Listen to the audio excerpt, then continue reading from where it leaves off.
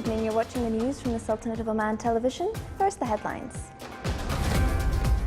The Sultanate and Norway review aspects of developing bilateral relations between the two countries. Her Excellency the Minister of Education announces the launching of new school buildings and appointing 1,400 teachers for the new academic year.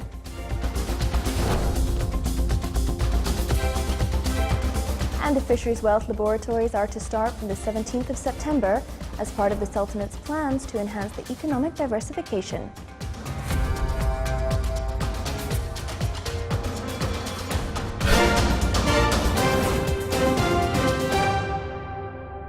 Those are the headlines, and now for the news in detail. His Majesty Sultan Qaboos has sent a cable of greetings to His Excellency President Dr. Igor Dodon of Moldova on his country's independence anniversary. Reviewing aspects of developing bilateral relations between the Sultanate and Norway in various fields topped the discussion at the political consultation session between the Ministries of Foreign Affairs of both countries, held at the Norwegian capital Oslo. The Omani side was chaired by His Excellency Yusuf bin Alawi bin Abdullah, Minister responsible for Foreign Affairs, and the Norwegian side was by His Excellency Brenda Buren, Foreign Minister of Norway. Her Excellency Dr. Madiha bin Ahmed Al-Shabaniya, Minister of Education, announced that some 20 new school buildings were opened and around 1,400 male and female teachers were appointed. She also said that the Global Series project for teaching science and mathematics subjects will be launched this year.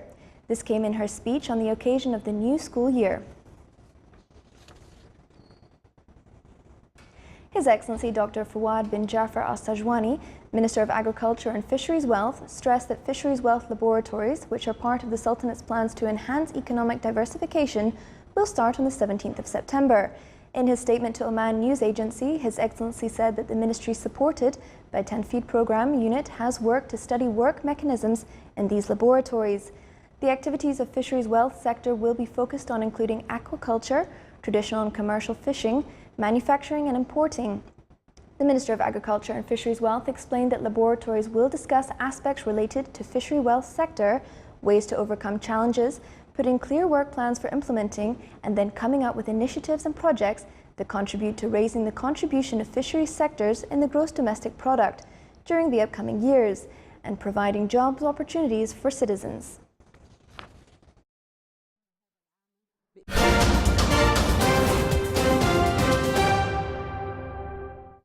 Iraqi forces announced today the ousting of Daesh group militants from central Tal Afar and its historic citadel, leaving them poised to fully recapture one of their last urban strongholds in the country. The advance, less than a week into the assault on the strategic city, comes after the Prime Minister, Haider al-Abadi, declared victory in July over the militants in Iraq's second city, Mosul. The force has also seized 3 northern districts and the Al Arabi neighborhood west of the citadel, after having retaken the district of Al-Taliya to the south yesterday. Tal Afar sits on a strategic route between militant-controlled territories in Syria and Mosul, 70 kilometers further east. Troops also said they discovered a network of underground tunnels used by the militants to launch attacks behind lines of already conquered territory or to escape. The number of people killed in an attack on a mosque in the Afghan capital during prayers yesterday rose to at least 28, up from 20, including women and children. 2 assailants blew themselves up and another 2 were shot dead by Afghan security forces. Hospital sources said more than 50 people were wounded in the attack that went on for hours. 4 of the dead were police. The Daesh group claimed responsibility for the attack. The Taliban condemned the violence. President Ashraf Ghani said the militants were turning to attacking places of worship because they were losing on the battlefields. He urged Islamic clerics everywhere to condemn the bloodshed. The UN assistance mission in Afghanistan said at least 2 attackers wearing police uniforms stormed the mosque while several hundred worshippers, including many women and children, attended Friday prayers.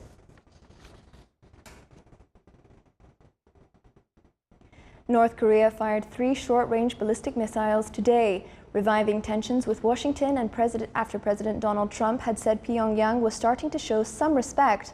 The launches come as tens of thousands of South Korean and U.S. troops take part in joint military drills in the south of the peninsula, which the North view as highly provocative. One of the 3 missiles blew up almost immediately, with none of the weapons posing a threat to either North America or the U.S. territory. An analyst at North Korea Defense Network said the launches represented a low-level provocation act carried out in response to the U.S.-South Korea exercise, which are seen by Pyongyang as a rehearsal for an invasion of its own territory. Neither Japan nor South Korea confirmed the U.S. military description of the weapons fired by North Korea as ballistic missiles. Powerful wind and heavy rain from Hurricane Harvey lashed the Gulf Coast of Texas today, uprooting trees, tearing off roofs, and forcing tens of thousands of residents to flee. Harvey, the most powerful storm to hit the U.S. mainland in 12 years, roared ashore late yesterday at the town of Rockport, near a major U.S. oil industry hub. As a Category 4 hurricane on the 5-level storm scale, packing sustained wind of 130 miles per hour. A few hours later, the storm made a second landfall just north of Rockport as a Category 3 hurricane, with winds of 125 miles per hour. Over the next hours, Harvey lost strength as it moved inland over South Texas and eventually dropped to a still dangerous Category 1 storm with winds of 85 miles per hour. Still to come in our news bulletin. A South African businessman and rhino breeder starts selling rhino horns online.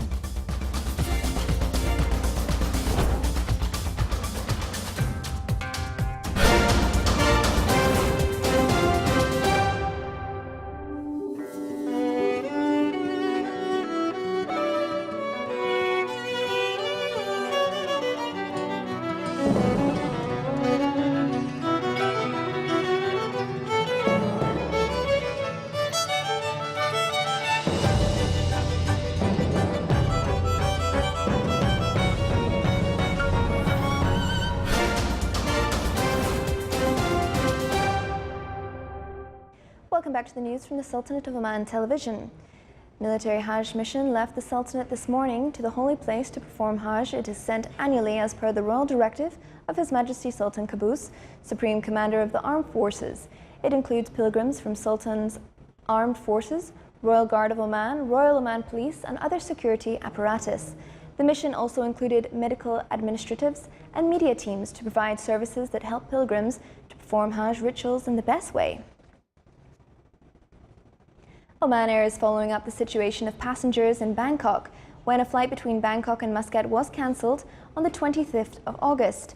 In a previous bulletin, Osama bin Karim Al-Harami, Senior Management of Corporate Communications and Media at Oman Air, clarified that a technical error in the plane caused delay in takeoff.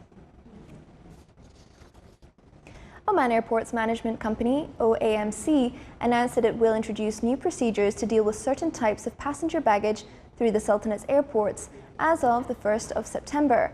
Such procedures come as part of OAMC's continuous efforts to upgrade its services and comply with the highest standards in the civil aviation sector worldwide. OAMC said that some types of luggage would not be received or handled unless they were placed in travel bags, including luggage wrapped by blankets or ropes. The funds and investment institutions increased their shares in Muscat Security Market, MSM, when the general index resumed its positive status after 2 weeks of decline. The value of purchases made by those institutions last week reached more than 12 million Omani rials, and the sales exceeded 11 million rials. The MSM trading during last week reached 17.3 million Omani rials. The MSM general index recorded an increase by 1.2% and closed at 4,946 points. Sur Beach in South Sharqiya Governorate has been an eastern gateway to maritime trade since a long time. Our reporter Salah bin Khalfan Al-Rabahi has more details in the following report. From here and across this beach, the Omani trade fleet set off to different seas and oceans. And at this point, Oman received numerous trade convoys through different eras. Here in the Wilaya of Sur, specifically in Khor al-Bath, a big part of the glorious history of Omanis was revealed, and stories were told by generations about seafaring masters, captains, and sailors. Sitting here in Khor al-Bath is a blessing from Allah. This place has been a center of trade for Oman and the Gulf. The Wilaya of Sur, with its lighthouses that guide ships, has been the eastern gateway to maritime trade lines since ever. In addition, its pure shores inspired the Omanis to ride their vessels across the seas. This has formed a way of life that has made those present yearn for that past. That's why they come to this beach every day to talk about what it means to them. We gather here in a brotherly atmosphere. It is a pleasant place with beautiful views and fresh air. From another perspective, Sur Beach is an attraction for families, youngsters and children to spend good time by engaging in social, sports and leisure activities at the same time. For those who seek relaxation and recreation, Khor al-Bath is the place to be, where beauty and serenity meet. From the Wilayat of Sur, Saleh bin Khalfan al-Rahbi, South al-Sharqiyya Governorate.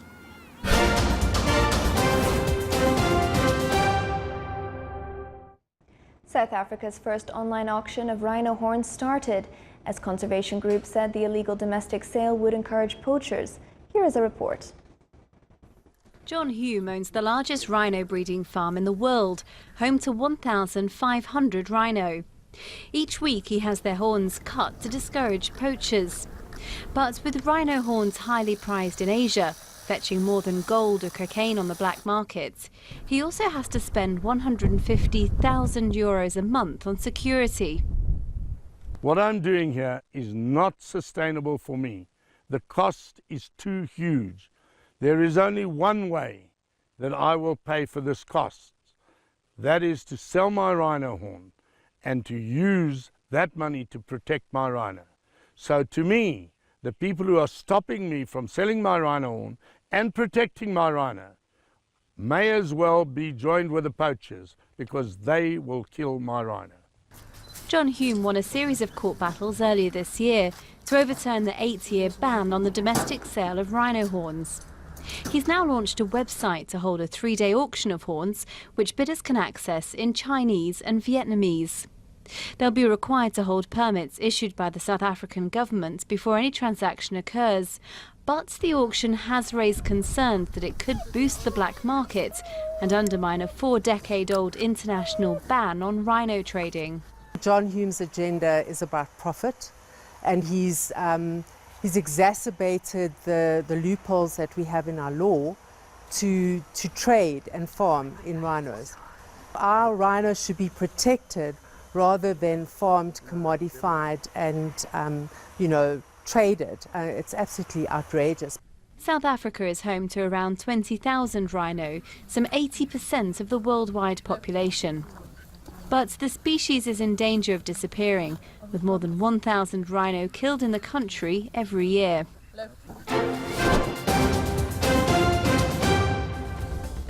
And now for the general weather forecast around the Sultanate. Cloudy skies will prevail over the coastal areas of the Governorate of Dhofar and its nearby mountains, with chances of intermittent drizzle. The rest of the Sultanate will have clear skies with chances of scattered rainfall over the Hajar Mountains. Winds will be easterly to southeasterly light to moderate, and seas will be slight with a maximum wave height of 1.25 meters.